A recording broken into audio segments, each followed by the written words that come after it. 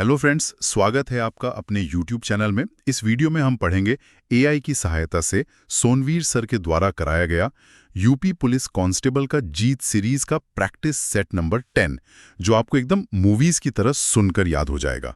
तो चलिए शुरू करते हैं। बिल्कुल। और मुझे लगता है आज की ये चर्चा बहुत खास होने वाली है, क्योंकि हम सिर्फ किताबी तथ्यों को रटने पे फोकस नहीं करेंगे। हाँ, प्रैक्टिस सेट का हमारा प्रश्न एक है कि भारतीय संविधान का कौन सा भाग राज्य के नीति निर्देशक सिद्धांतों से संबंधित है। इसका उत्तर है भाग 4, जो अनुच्छेद 36 से 51 तक है। इन नीति निर्देशक सिद्धांतों को हम एक तरह से सरकार के लिए तैयार किया गया एक ब्लूप्रिंट कह सकते हैं। ब्लूप्रिंट मतलब एक कंपास की तरह जो दिशा दिखाए। हाँ, बिल्कुल, एक कंपास की तरह, जिससे ध्यान में रखकर भविष्य की सरकारों को कानून बनाने चाहिए। अच्छा, तो यहीं पर वो ट्विस्ट आता है जिस पर हमारा प्रश्न 2 आधारित है। प्रश्न 2 के अनुसार अनुच्छेद 37 कहता है कि राज्य के नीति निदेशक तत्वों में निहित प्रावधान किसी भी न्यायालय द्वारा अप्रवर्तनीय है। यानी नॉन एनफोर्सेबल। जी, मतलब कोई कोर्ट इन्हें लागू नहीं करवा सकता। ईमानदारी से कहूं तो ये बात मुझे हमेशा कंफ्यूज करती थी कि जब सजा ही नहीं हो सकती तो इन्हें रखा ही क्यों गया है। ये बहुत ही आम डाउट है।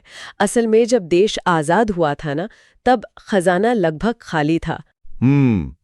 हाँ, वो तो था।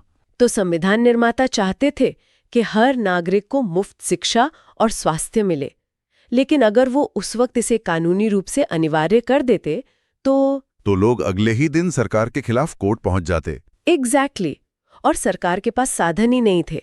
इसलिए इसे एक नैतिक कंपास की तरह भाग 4 में रखा गया, ताकि भारत धीरे धीरे एक कल्याणकारी राज्य बन सके। अरे वाह, ये कंपास वाली एनालॉजी एकदम परफेक्ट है। संसाधन धीरे धीरे आने वाली बात को प्रश्न 3 और 4 बहुत अच्छे से साबित करते हैं। वो कैसे? देखिए, प्रश्न 3 में अनुच्छेद 39A का जिक्र है, जो निशुल्क विधिक सहायता की बात करता है। बिल्कुल, फ्री लीगल एड। हाँ, और प्रश्न 4 में अनुच्छेद 42 है, जो काम की न्यायसंगत और मानवीय परिस्थितियों तथा मातृत्व राहत से जुड़ा है। मतलब आज हम देखते हैं ना कि मैटरनिटी लीव के नियम हैं, मुफ्त कानूनी मदद है। तो मतलब वो कंपास एकदम सही दिशा में काम कर रहे हैं। दशकों पहले सोची गई बातें आज सच हो रही हैं। एकदम सही। चलिए अब इस आधुनिक कल्याणकारी राज्य से सीधे प्राचीन भारत की तरफ चलते हैं। दक्षिण भारत के इतिहास की तरफ देखें तो हमारा प्रश्न 5 पूछता है कि चेर वंश का राजकीय चिन्ह क्या था। इसका उत्तर धनुष और बाण है ना? जी हाँ, धनुष और बाण। आगे बढ़ें तो प्रश्न 6 पूछता है कि चोल वंश की स्थापना किसने की थी। इसका श्रेय विजयालय चोल को जाता है। विजयालय चोल। और प्रश्न 7 है कि पांड्यों की राजधानी क्या थी। तो वो थी मदुरै। यहाँ जो बात सबसे दिलचस्प है ना, वो ये कि ये जो चेर, चोल और पांड्य थे, इनके चिन्ह सिर्फ नाम के लिए नहीं थे। अच्छा, तो और क्या महत्व था इनका? जैसे आज बड़ी कंपनियों के लोगो होते हैं, वैसे ही धनुष बाण चेर वंश की भयंकर सैन्य शक्ति का प्रतीक था। और मदुरै जैसी राजधानी उस समय के सबसे बड़े अंतर्राष्ट्रीय व्यापार का हब हुआ करती थी। क्या बात है। अब दक्षिण से निकलकर पूर्वी भारत की ओर चलते हैं। प्रश्न 8 में पाल वंश के संबंध में 3 कथन दिए गए हैं। कौन कौन से? पहला कि वे बौद्ध धर्म के संरक्षक थे। दूसरा, उन्होंने पूर्वी भारत में शासन किया। और तीसरा, उन्होंने विक्रमशिला का समर्थन किया। पूछा गया है कि इनमें से कौन सा सही है। मुझे लगता है ये तीनों ही सही होने चाहिए। बिल्कुल सही। इसका जवाब है कि 1, 2 और 3 सभी सही हैं। पाल वंश का समय सॉफ्ट पावर का बेहतरीन उदाहरण था। उन्होंने विक्रमशिला जैसे विश्वविद्यालय को फंड देकर पूरी दुनिया के विद्वानों को अट्रैक्ट किया था। और प्राचीन इतिहास के इसी हिस्से का आखिरी सवाल है प्रश्न 9। 8वीं शताब्दी ईस्वी में मालवा में गुर्जर प्रतिहार वंश की स्थापना किस राजपूत शासक ने की थी। उत्तर है नागभट्ट प्रथम। नागभट्ट प्रथम का महत्व इसलिए ज्यादा है क्योंकि उन्होंने अरब आक्रमणकारियों को भारत में घुसने से रोका था। उनका साम्राज्य एक ढाल की तरह था। ढाल की तरह। इन भौगोलिक सीमाओं से याद आया, क्यों ना आप थोड़ा भूगोल समझा जाए। बिल्कुल, भूगोल ही तो इतिहास तय करता है। सही कहा। तो प्रश्न 10 सीधे समुद्री गहराइयों में गोता लगाता है। हिंद महासागर में कौन सी गर्त यानी गहराई अवस्थित है। इसका जवाब है सुंडा गर्त, जिसे पहले जावा गर्त भी कहते थे। अगर हम इसे बड़ी तस्वीर से जोड़ें तो ये सुंडा गर्त असल में धरती के भीतर चल रही टेक्टोनिक प्लेटों की टक्कर का नतीजा है। जहां दो भारी प्लेट्स टकराती हैं। हाँ, और वहीं समुद्र में इतनी गहरी खाई बन जाती है। हमारी पृथ्वी अंदर से बहुत गतिशील है। और इसी भूगोल का सीधा असर हमारे खेती पर पड़ता है। प्रश्न 11 पूछता है कि कपास पैदा करने के लिए कौन सी मिट्टी आदर्श है। उत्तर है काली मिट्टी, जिसे रेगुर भी कहते हैं। काली मिट्टी। पर चलिए इसे समझते हैं। मतलब भारत में इतनी तरह की मिट्टियां हैं, फिर कपास के लिए यही काली मिट्टी ही क्यों? ये बहुत बढ़िया लॉजिक है। इसके पीछे का विज्ञान मिट्टी की बनावट में है। ये ज्वालामुखी से लावे से बनी चट्टानों से बनती है। अच्छा, तो इसके कण बहुत बारीक होते होंगे। एग्जैक्टली। ये पानी को बहुत लंबे समय तक सोख कर रख सकते हैं, और कपास को लंबे समय तक हल्की नमी चाहिए होती है। बारिश कम होने पर भी ये मिट्टी कपास को पानी देती रहती है। कमाल का मैकेनिज्म है यार। पहाड़ों की बात करें तो प्रश्न 12 पूछता है कि शिवालिक पर्वतमाला किस पर्वतमाला का भाग है।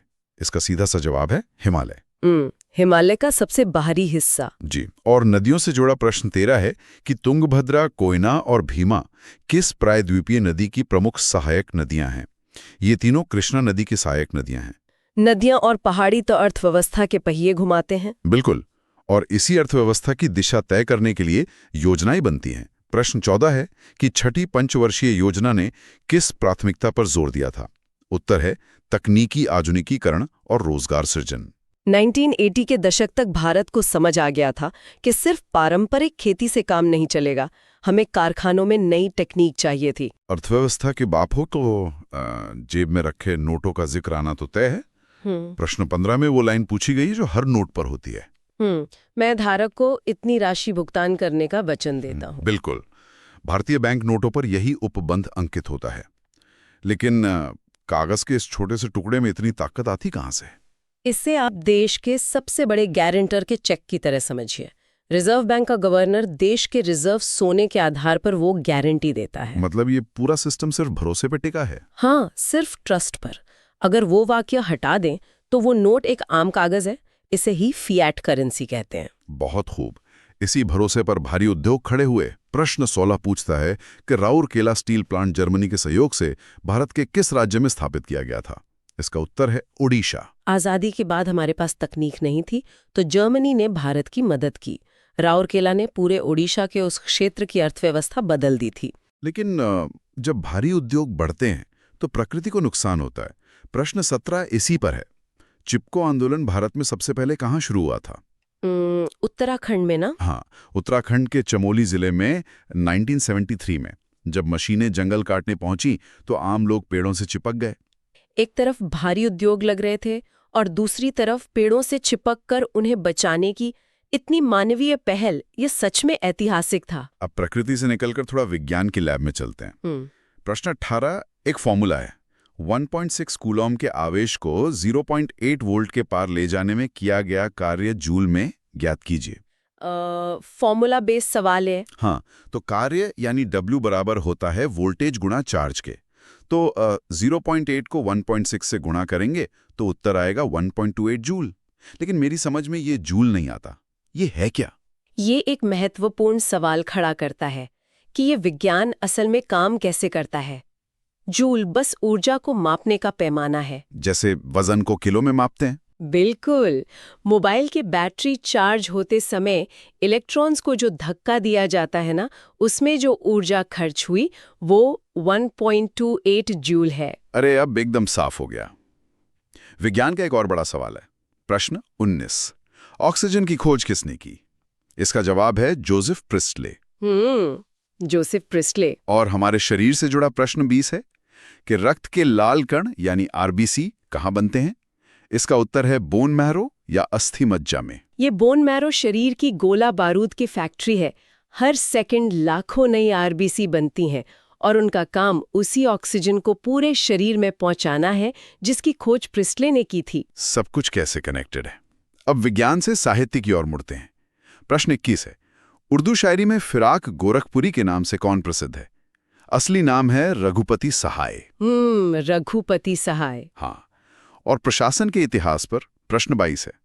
राजस्व परिषद उत्तर प्रदेश की स्थापना किस जिले में की गई थी?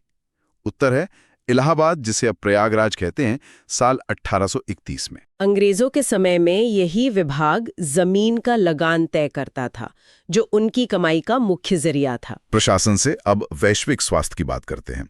प्रश्न 23 पूछता है कि WHO का गठन कब हुआ? तो ये 7 अप्रैल 1948 को हुआ था। विश्व स्वास्थ्य दिवस वाले दिन। बिल्कुल। और प्रश्न 24 है कि सिंगालीला राष्ट्रीय उद्यान किस राज्य में स्थित है? ये पश्चिम बंगाल में है, जो लाल पांडा के लिए काफी फेमस है। जी। अब आते हैं प्रश्न 25 पर, जो पुलिस विभाग से जुड़ा है। मॉडल पुलिस अधिनियम 2006 के अनुसार SHO को किस रैंक से नीचे नहीं होना चाहिए? ये तो छात्रों को जरूर पता होना चाहिए। एकदम। इसका उत्तर है पुलिस उप निरीक्षक या sub inspector rank. Police station की कमान एक अनुभव वाले अधिकारी के हाथ में ही सुरक्षित मानी जाती है ना, इसलिए SI से नीचे का अधिकारी SHO नहीं बन सकता। सही कहा। और सुरक्षा में सबकी बात आती है। प्रश्न 26 है, संयुक्त राष्ट्र की वो अंतर्राष्ट्रीय संधि कौन सी है जिसका उद्देश्य दिव्यांग व्यक्तियों के अधिकारों की रक्षा करना है? इसे CRPD कहते हैं। विकलांग व्यक्तियों के अधिकारों पर संधि पत्र।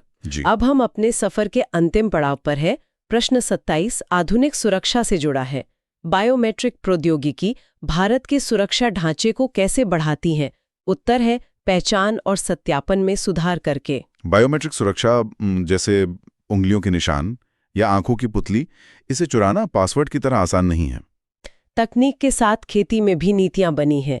प्रश्न 28 है, पहली राष्ट्रीय कृषि नीति कब घोषित की गई थी? उत्तर है वर्ष 2000 में।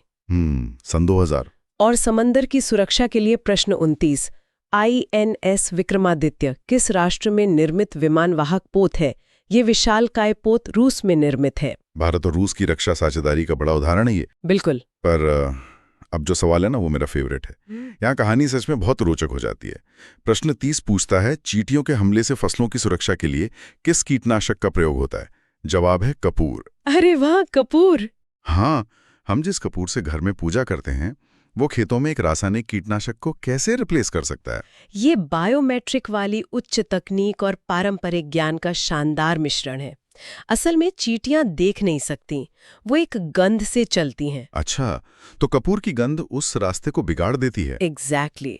कपूर की गंध इतनी तेज होती है कि चींटियां रास्ता भटक जाती हैं और फसल बच जाती है। एकदम जैविक तरीका। क्या बात है। प्रश्न 31 व्यापार नीति से है। भारत की व्यापार नीति की 7वीं समीक्षा कब आयोजित की गई? ये 2021 में हुई थी। 2021 में। और प्रश्न 32 नेल्सन मंडेला अंतर्राष्ट्रीय दिवस कब मनाया जाता है? ये 18 जुलाई को मनाया जाता है। 27 साल जेल में बिताने वाले मंडेला जी संघर्ष करने वालों के लिए बहुत बड़ी प्रेरणा है। बिल्कुल। कला की बात करें तो प्रश्न 33 पूछता है कि कालिदास सम्मान पाने वाली कौन सी हस्ती शास्त्रीय नृत्य से जुड़ी हैं? जवाब है सोनल मानसिंह। जो भरतनाट्यम और ओडिसी की मशहूर नृत्यांगना है। जी। भूगोल का एक छोटा सा सवाल है। प्रश्न 34 लेबनान की राजधानी क्या है? उत्तर है बेरूत। और डिजिटल युग का सवाल। प्रश्न 35 पेशेवर साझाकरण यानी प्रोफेशनल नेटवर्किंग के लिए कौन सी सोशल मीडिया साइट लोकप्रिय है? जवाब है लिंक्डइन। जहां फेसबुक दोस्तों के लिए है, वहीं लिंक्डइन प्रोफेशनल्स का वर्चुअल ऑफिस है। सही कहा। अब आते हैं प्रश्न 36 पर। अनुसंधान का पहला चरण क्या है? इसका उत्तर है समस्या की पहचान करना। जो लोग सुन रहे हैं उन्हें इस पॉइंट को हमेशा याद रखना चाहिए। समस्या पहचाने बिना समाधान नहीं मिल सकता। एकदम सही सीख है। साहित्य का प्रश्न 37 है। मशहूर पुस्तक जेन आयर किस लेखक ने लिखी है? ये चार्लोट ब्रॉन्टे ने लिखी है। Classic literature. और आज के सफर का आखिरी सवाल। प्रश्न 38 ICC अंडर 19 पुरुष विश्व कप 2026 के लिए टूर्नामेंट एम्बेसडर कौन थे? जवाब है टेटेंडा ताइबू। खेल भावना को दुनिया में फैलाने के लिए ऐसे एम्बेसडर बहुत जरूरी होते हैं। बिल्कुल। तो ये थी हमारी 38 सवालों की एक बेहतरीन गहराई से चर्चा। हमने संविधान की कंपास से शुरुआत की, काली मिट्टी का विज्ञान समझा और कपूर के पारंपरिक ज्ञान तक का सफर तय किया।